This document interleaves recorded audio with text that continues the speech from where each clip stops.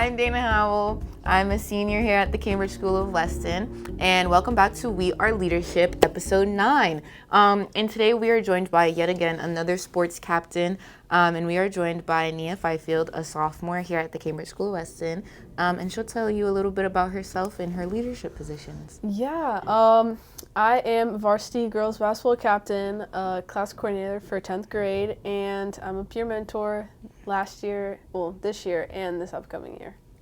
Yeah. She said last year, like I was dropping this next in the fall. Girl, I won't be here in the fall. Whatever. Oh, anyway. So, Nia, you are a sophomore here at CSW and you hold 3 leadership positions already, and you've only been here for like 2 years. What inspired you to jump into the leadership positions that you have? It was honestly all the leaders that I had like beforehand in like my freshman year. You're one of them. Mabel Crane, shout out to her. My peer mentors, Ryan, Kim, and Tess, they all inspired me to like show my own leadership, because I kind of shied away from like the leadership roles. I wasn't really interested in it, but I seen how much it can actually like help people, like being a leader, helping your peers, and I really wanted to do that, so I just jumped into a bunch of leadership roles this year. And so let's address your first leadership role. The first one you ever had was being, you got elected for class meeting coordinator at the beginning of the year, and you ran the previous year. Correct me if I'm wrong. No.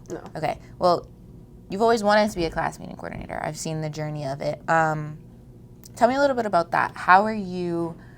You have a co-leader, Favor. Mm-hmm. How do you use that to work? Like, how is that a part of your personality and one of your key leadership things, as it is your leadership position that lasts throughout the whole school year?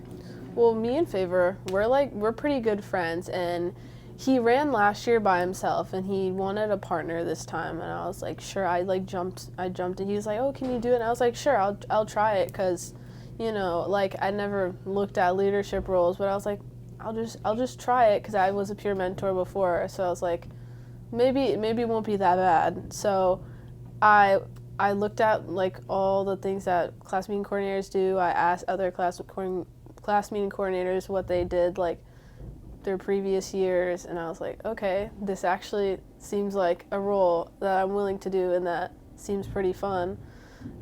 So yeah, we organize like class meetings, and like we do our class trips, and it's fun. Yeah. And then next we'll talk about I'll just go down the line. We'll talk about your peer mentor role. You're now going to be a peer mentor for the second year, going into your junior year of high school. What navigated, like outside of Ryan, Cam, and Tess, like what about being a peer mentor this year encouraged you to run to be a peer mentor again next year? Well, I was able to find a lot of really strong connections from my my community group. I'm like friends with a lot of my mentees still. And just like seeing their growth in the school and like just welcoming them in this community.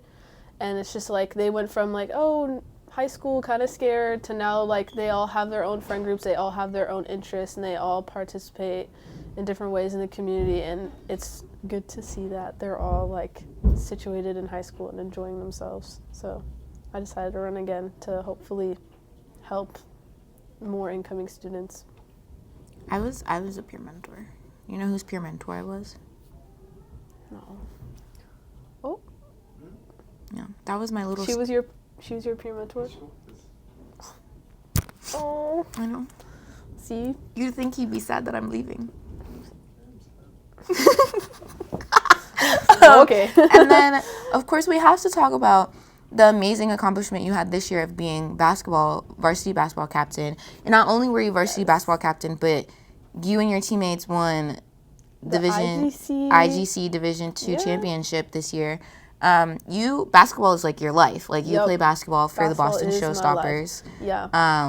And basketball is just, when I met you, I met a basketball player. I think when we first met, you had basketball shorts on. Yeah. So tell us a little bit about that and how coming into this new role of being captain of the basketball team as a sophomore, you worked with Ella, who's a senior. How was that transition like for you, and what was it like being in that role? It was a little different being in this role because I've never actually been like a captain or like like a labeled leader on a sports team before, even though I've been a part of sports basically all my life. But I've experienced, I've had different role models when it came to sports and basketball specifically. Like all my family played, my mom, my dad, all my siblings played, so I looked up to all of them as well. And then I guess like all the like previous leaders again that I've had, like Helen Gallagher, she was so like energetic and fun, and she brought good energy to the team, and I wanted to do the same. And Ella was also the captain last year, and she also had great energy, amazing work ethic. Ooh, cut that out. We not finna cut that out. We like bloopers. Okay. Yeah. But she has amazing work ethic, and just like it reflects on the team, Yeah. Like I know everyone's a leader, but like when you're labeled as a leader, your team tends to like look for you to like match that energy. So bringing that positive energy and like wanting to work every day pushes your teammates, and it makes it like the whole experience so much more fun and so much more like beneficial to like you as a person. So You talked a little bit about the label of being a leader. Mm-hmm. And so like my next question would be for you, like, what does that label mean to you? Like, is the label something that gives you a sense of hierarchy against the people around you, or is it just something that you have and it's just a part of you? I think the label isn't like the most important thing, but when you are given that label, there is a responsibility. Mm-hmm. And I just feel like being there for your teammates, as well as pushing them to work harder, and also making sure their well-being is also like good and they're okay and they're thriving in whatever sport is your responsibility, your role, and being able to take that comes with the label. So like everyone can do that, but having that label gives you that responsibility, assigns you that responsibility. So just doing it, is important.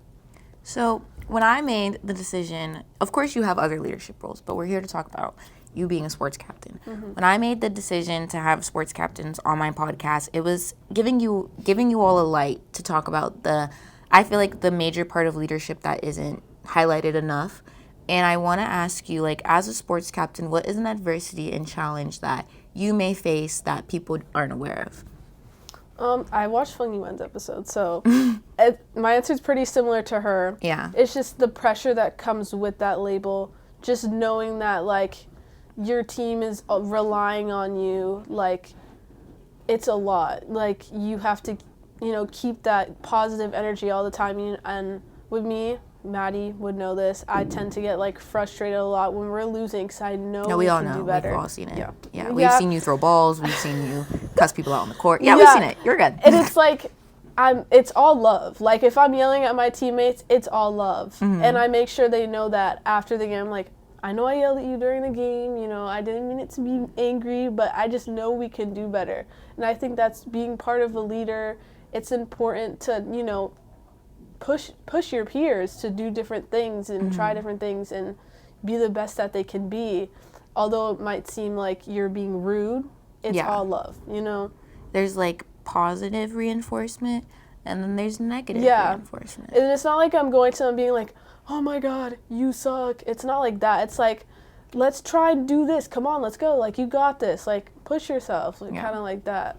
So. You are a triathlete. Mm-hmm. And for 2 of your sports, you aren't a sports captain. You play volleyball in the fall. Yeah. You do basketball in the winter. And you used to run track, but you decided to be The spring is just like alternates, Like next year I'm going to do hip hop, and then I'm going to go back to track my senior year. I already got it planned out,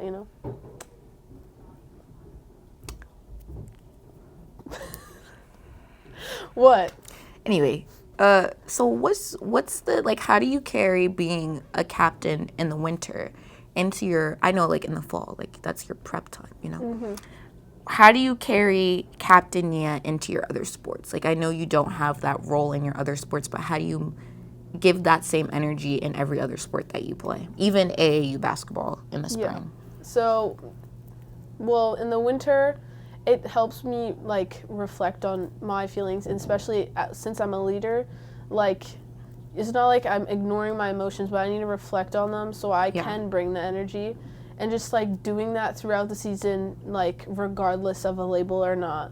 Like I noticed myself in volleyball, I like physically, like visibly looked frustrated, and like I try not to, I need to I need to get away from that, like, bad body language, and, because it's like, I made a mistake, okay, let's move on, like, that's another thing, like, just pushing yourself, making mistakes is fine, but it's learning from them afterwards that gives you that, like, benefit fully. Yeah.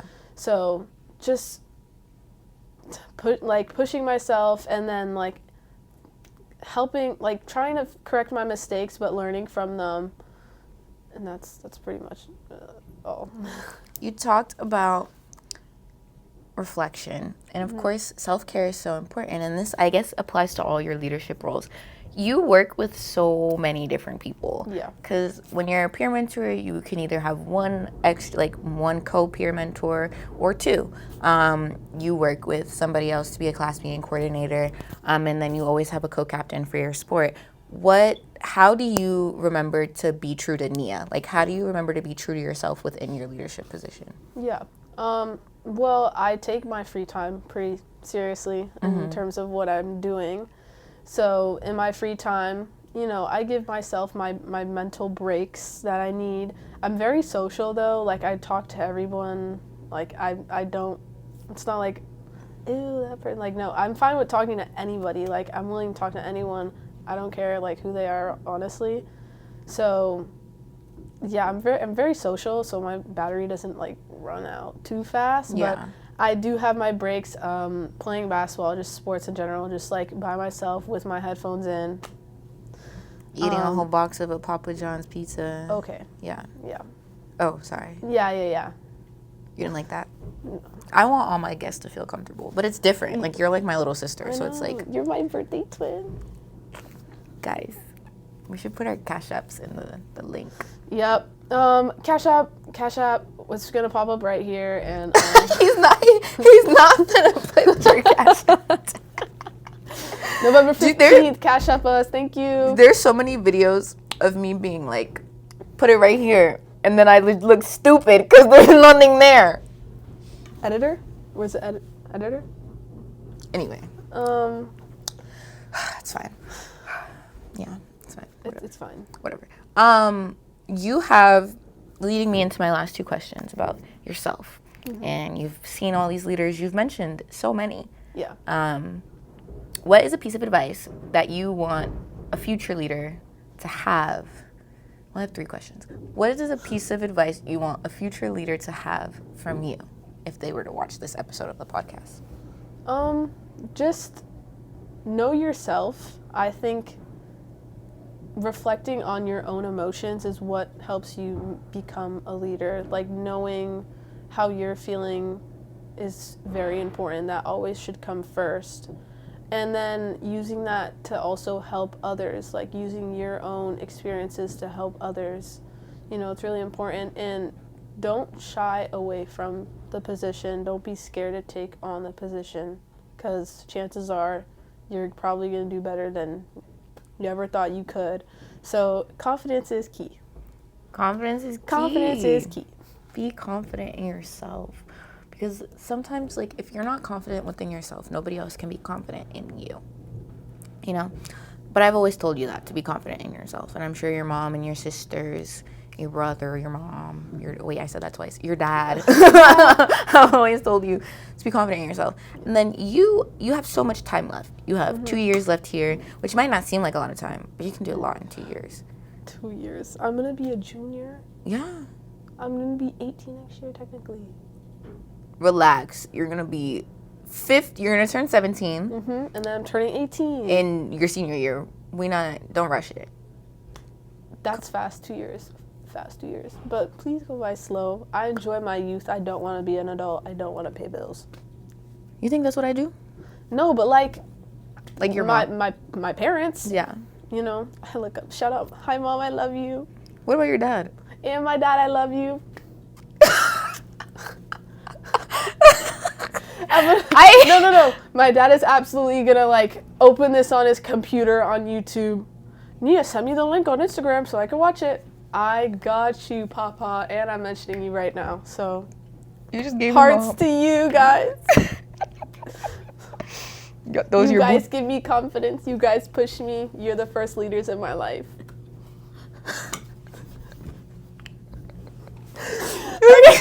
Vlogging.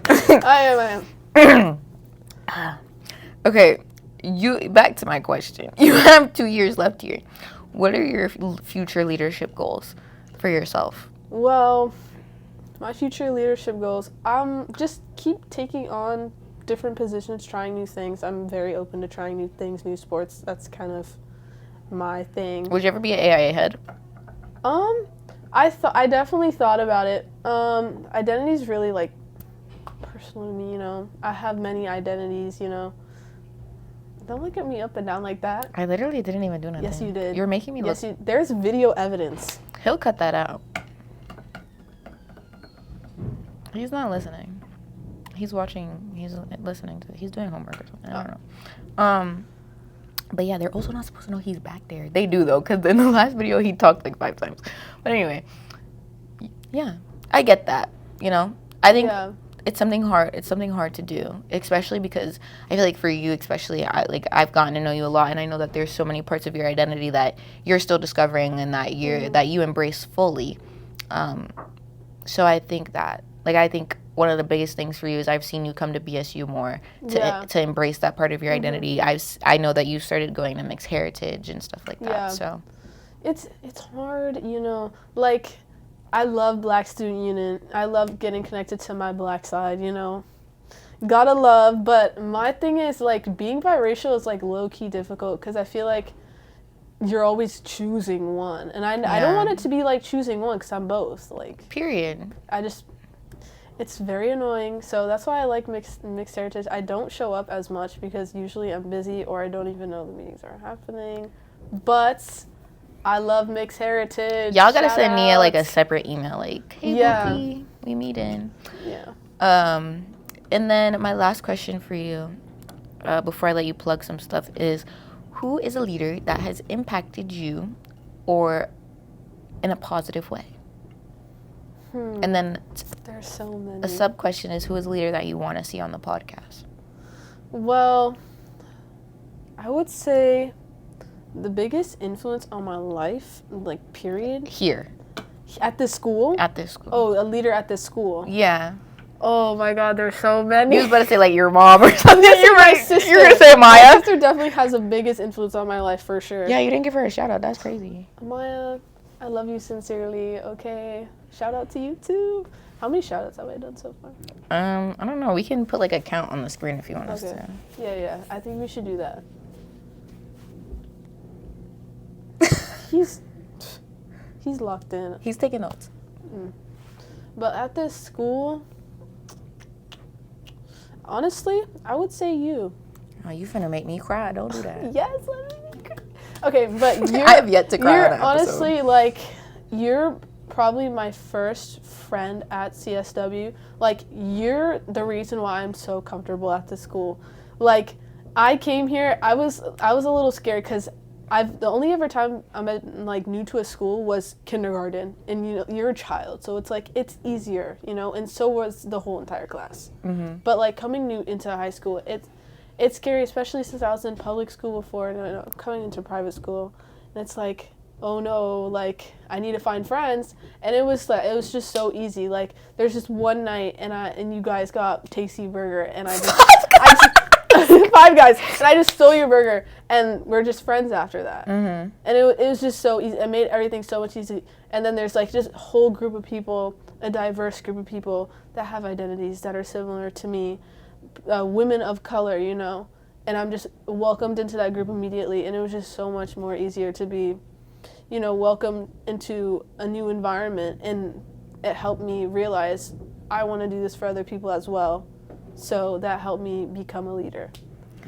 Your eyes are watering. Yours are too. Don't make me cry. Do not make me cry. Do not make me cry on camera, please. My fault. I'm not even okay. My fault. Yeah. No, I was literally I filmed my episode yesterday, and I was talking about, like, how, like, I've seen you grow and develop into such, like, a powerhouse in a sense where, like, you know what you want to do. You're dipping your toes in different waters. You're testing things out. And I feel like the Nia that I met freshman year was limiting herself to the excellence that she had. And I think I look at you now and I'm like, dang, like, what's Nia going to be doing 2 years from now? Mm-hmm. And, like, yeah, I'll be here and I'll hear about it and I'll see it and I'll look out for it. But it's like, what's next for Nia? Because it's like you're so unpredictable, but it's in a good way. It's like I'm never worried about you being in trouble. And, like, I think as I got older, I was always like, oh, I can't get close to a freshman, because if I get close to a freshman, then when I leave, it's like, what am I going to do about my freshman? But, like, I think with you, it was fine, because it was like, okay. But now I got Brendan. And it's like, you too. Making it hard for me. But yeah. And do you have someone that you think should come on the podcast? I do, in fact. Boys basketball captains.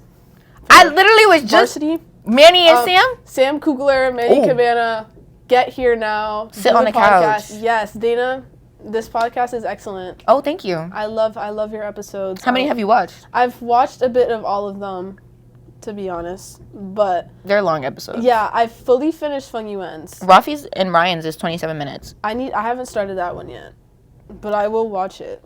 I like watch them when I'm like cozying up at night, going to sleep. Yeah. You have anything you want to plug? Anything I want to what? You want to plug? Like, let people know coming up, class trips or anything? No announcements, no. Oh, keeping it low key today? Yeah. Nonchalant? Yeah, nonchalant, mysterious. Is that what mode you're in when you have the glasses on? Oh, yeah. Okay. Academic weapon. Student athlete. Student athlete. But student comes before the athlete, y'all. Listen out, colleges. You heard that? That's good. That's amazing advice. Do not drop your academics for a sport. Period. The student athlete. Well, do you want to do like a dramatic exit? I know you've watched some episodes. You've seen like exits. Rafi and Ryan like had a little pose at the end. Oh, I'm not. Mm-hmm. You're not doing that? No. You want to like walk off? How about a hug? Oh, you want a hug? Yes! We can hug.